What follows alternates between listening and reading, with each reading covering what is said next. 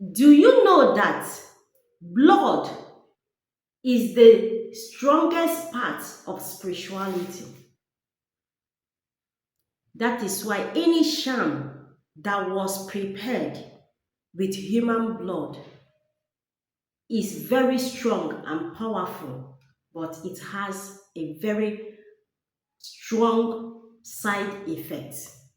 You're seeing my face for the first time. This is Sijelewa mmiri. I'm from Boy State, Nigeria, and that is where I live. Here I talk about health and spiritual tips. Here I teach you how life is made easy with herbs, roots, and animals. Eji m okwu ọnụ na mmiri nakwa n'ihe niile dị ka Chukwu ji wee kee ya wee na-azọ ndụ. Ikwelu okwu m ya azọ gị ndụ. Like I said, there is no spirituality that you practice that blood would not be involved. And whatever you give to a spirit, determine what they will use that to manifest to you or manifest for you. But nowadays, the Christians see it as an evil thing when we sacrifice blood. But they forget it's in the Bible. Even human sacrifice is in the Bible.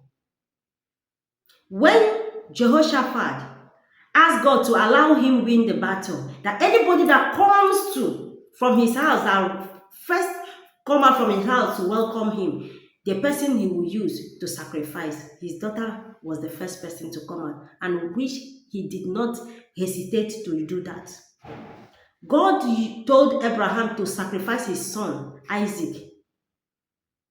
Yes, but to test his faith, according to the story of the Bible, and later provide a ram. Solomon sacrificed thousands of cows. King David, after all his atrocities, he also sacrificed. God still named him, according to the Bible, a man after God's own heart. There is power in blood sacrifice. There is power in the blood. Blood speaks. That is the dangerous part of blood.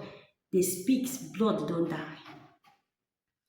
Blood speaks, especially blood that was shed illegally, speaks for vengeance. Even if you want to use a fowl or any animal to do sacrifice, you first of all speak to it. Tell that animal what you want to use it for before you kill it. And when you kill it, lick the blood 4 times. You get why? Any deity that you sacrifice to in a certain period of time, maybe every month you do it, or 2 times or 3 times in a month, you do it for like 1 year. My dear, be consistent in sacrificing, because whenever you stop, that's more gonna go. If you no longer need the services of that deity, return it back peacefully. Do not burn it.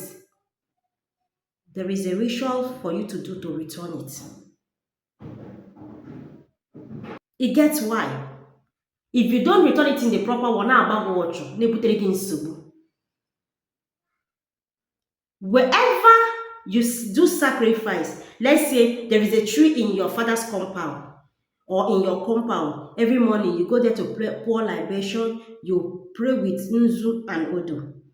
Then you sacrifice fowl there. Spirit will come to possess that place. They don't joke with blood. They will come to possess that place.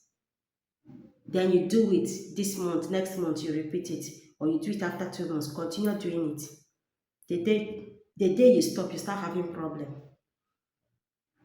Because that particular time, you have opened a portal. And if you do not know how to close it, you will be having problem. And when you kill anything animal, and when you kill anything that has blood in a certain place, it stays 4 days for spirits that came to feed on that place to live. Spirit do not stay one place. Even that image you feel is around where you carve an image and kill blood there. You invited a spirit, for that spirit to stay or come to that place constantly, you use blood to attract it. After feeding there, they will go for their various hunting to do work for you spiritually, to hunt for you spiritually, and they come back. Then after a certain period of time, still repeat it. When you don't, you'll be having problem. I can go on and tell you things about it, but I'll stop for now. Next time I'll continue. So that when you're coming back to spirituality, you should not rush in. You should take your time and study it properly. Follow it the right way, because when you understand the spiritual code of the universe, you'll be blessed and people around you shall be blessed.